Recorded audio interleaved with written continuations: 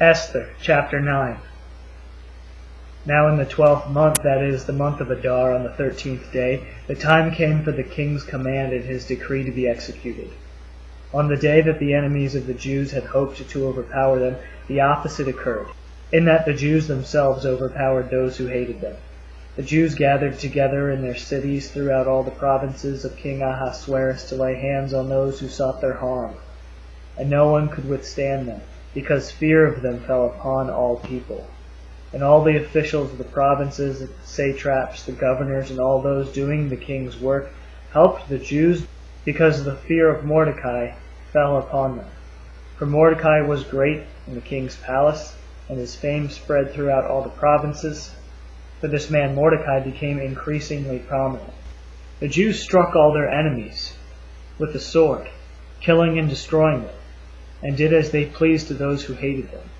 In Shushan, the citadel itself, the Jews killed and destroyed 500 men, and also killed Parshandatha, and Dalphon, and Aspatha, and Paratha, and Adaliah, and Aradatha, and Parmashta, and Arsai, and Aridai, and Veizatha, the 10 sons of Haman, the son of Hammedatha, the enemy of the Jews, but they laid no hand on the plunder.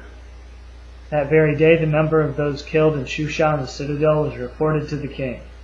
And the king said to Queen Esther, In Shushan the citadel the Jews have killed and destroyed 500 men, and also the 10 sons of Haman. What then have they done in the rest of the king's provinces? Now what is your wish? It shall be granted you. And what further is your request? It shall be fulfilled. And Esther said, If it please the king, let the Jews who are in Shushan be allowed tomorrow also to do according to this day's edict, and let the 10 sons of Haman be hanged on the gallows. So the king commanded this to be done. A decree was issued in Susa, and the 10 sons of Haman were hanged. The Jews who were in Susa gathered also on the 14th day of the month of Adar, and they killed 300 men in Shushan, but they laid no hands on the plunder. Now the rest of the Jews who were in the king's provinces also gathered to defend their lives, and got relief from their enemies and killed 75,000 of those who hated them. But they laid no hands on the plunder. This was on the 13th day of the month of Adar. And on the 14th day they rested and made that a day of feasting and gladness. But the Jews who were in Susa gathered on the 13th day and on the 14th, and rested on the 15th day, making that a day of feasting and gladness. Therefore the Jews of the villages who live in the rural towns hold the 14th day of the month of Adar as a day of gladness and feasting, as a holiday, and as a day on which they send gifts of food to one another.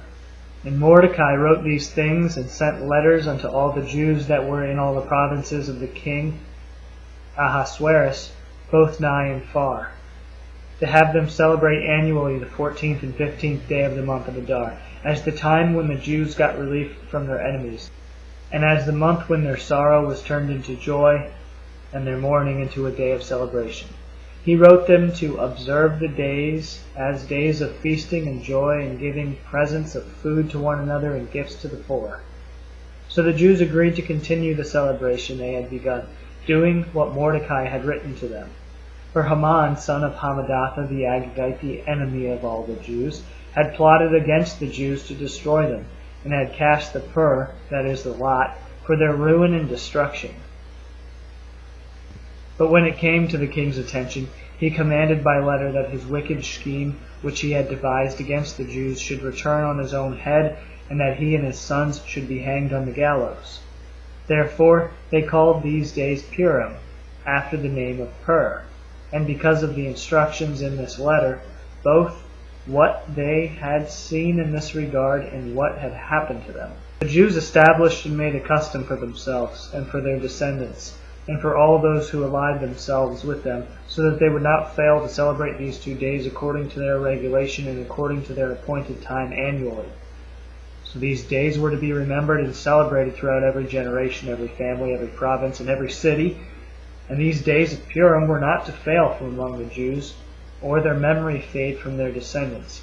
Then Queen Esther, daughter of Abihail, with Mordecai the Jew, wrote with full authority to confirm this second letter about Purim.